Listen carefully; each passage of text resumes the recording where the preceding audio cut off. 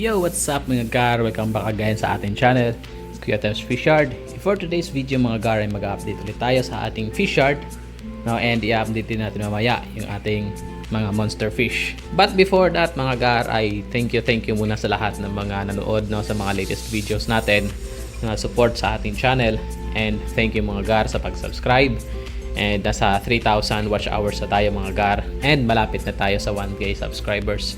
So konting-konti na lang mga gar. So keep on supporting Kuya Tems Fishard. And kung hindi ka pa nakasubscribe, no, sa ating channel, huwag kalimutan i-subscribe, hit ang notification bell para maging updated ka sa mga susunod nating mga videos. So here we go.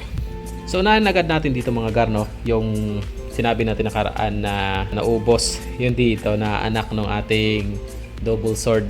So totally naubos na talaga mga gar, no? Last video natin medyo may natira pa yon na mangilan-ngilan. So naubos na talaga mga gar and natunaw yun, kinain siguro ng mga snails. Yun yung nangyari sa ating double sword. So ang natitira nating female ay isa na lang. So mamaya siguro ililipat ko na yung male, no? Ibalik ko na doon sa kanya para baka makapag-breed pa sila for the third time kasi pangalawa pa lang nila yon. And yung kanilang first batch ay nandito mga gar. Ayan. So malalaki na mga gar yung double sword natin kaso hindi pa kita yung mga gender. Kaya hindi muna natin hinihiwalay. Kasi pagka makita na natin, hiwalay natin yung kaagad kasi marami tayong mga vacant. Ayan o. Pag naka-swing ako muna makakita ako ng siguro flower horn ulit. So lalagyan ko to ng fry ng flower horn kasi sayang tong space na to, malaki. Siguro lalagyan ko yan ng isang flower horn na napan ko ng mabibilhan ng magandang klase din syempre. Balay mo, no? May naganap sa atin ng monster fish, may mai-offer tayo mga gar. Yung fry ng ating albino waikisi, ayan na sila mga gar, oh. Masisigla.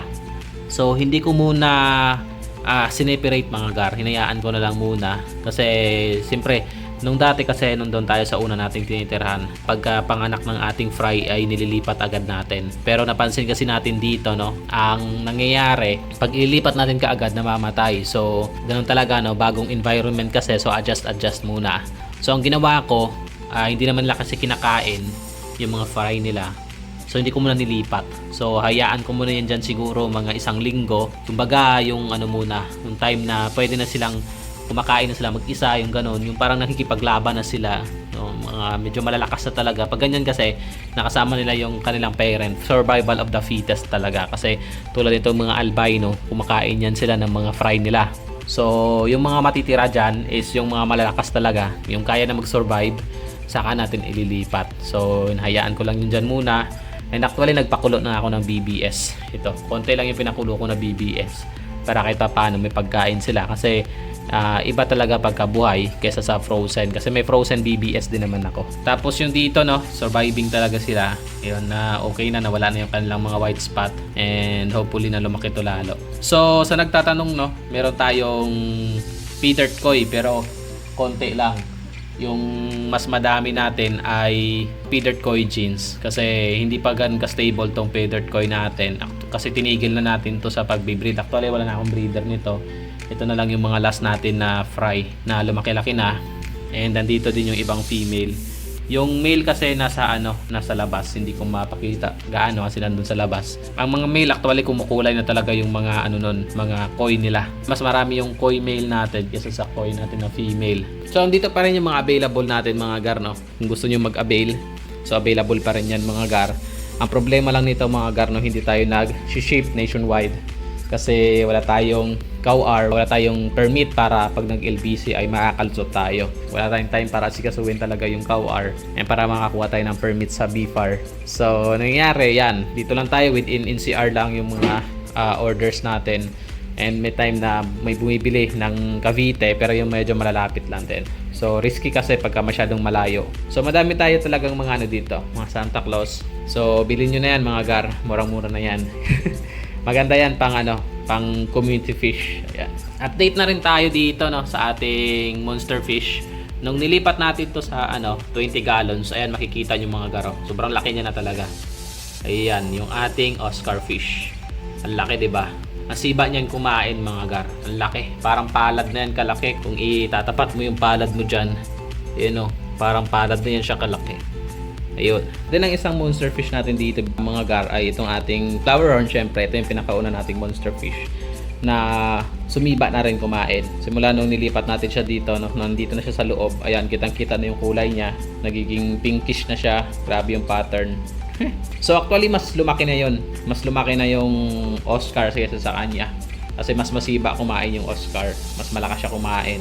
And bata pa yon. Ito kasi medyo may edad na to eh. Magto 2 years na to. So, mas malaki na yung Oscar kaysa sa kanya talaga. Then, yung ating isa pang monster fish na hindi kumain kasi kanina nung pinapakain natin siya, inayos natin yung kanyang submersible pump. Nagtampo na naman siguro. Pero lumaki na siya mga gar. Nung binili ko yan, parang daliri lang yan kaliit. And parang mamamatay pa. Tamo, laki na niya ngayon, no? Dotted white catfish. Hito. Hito sa Tagalog, yan. Laki, no? Bibo, lupit. Ang ganda yan pang mga gar. Pag pinapakain nyo to ng mga isda, mas lalo pa itong lalaki. So, ito yung ginagamit ko, no? Pagka meron akong hindi gusto na gapi or mga for disposal na mga gapi. Kasi pag nagbibilid ka kasi ng mga gapi, meron talaga kang i-dispose. So, dito ko sila pinapakain. Lalo na to, dito ko sila pinapakain saka sa Oscar. Kasi mas masiba ito kumain. Ito kasi pag pinakain mo yan ng live fish, nagiging siya. Hindi siya masyadong kumakain ng feeds pag pinakain mo na siya ng live fish. So, mas possible hindi ko siya pinapakain. Dito ko lang talaga pinapakain at saka sa ating Oscar. Malupit, di ba mga gar?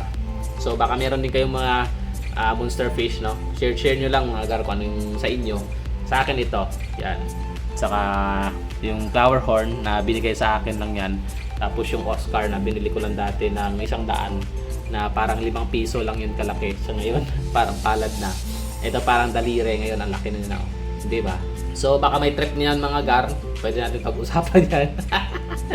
Bibenta no? Para mag-try na rin tayo ng ibang mga monster fish. So hanggang dito na lang yung video natin mga gar, no? Yan, hindi ko muna yan ililipat. Yan, hindi ko muna ito ililipat. Then, dami natin bakante. Ito, mga bakante yung mga 2.5 gallons na yan. Dito, itong ating nag-iisang beta, nilipat ko na siya sa 2.5 gallons kasi wala naman na siyang dito sa siya dati nakalagay sa maliit lang at wala na rin ng mga laman, so dito ko na siya nilagay, nilipat ko na siya para medyo malaki na yung kanyang space. Tapos itong malaki na to, bibilhan ko to siguro ng fry ng flower horn. So ito na lang yung mga available natin mga isda mga gar, no? Kung gusto niyo mag-avail, no, madami tayong Santa Claus, meron tayong RDSS at saka meron tayong MSSBT. Yun.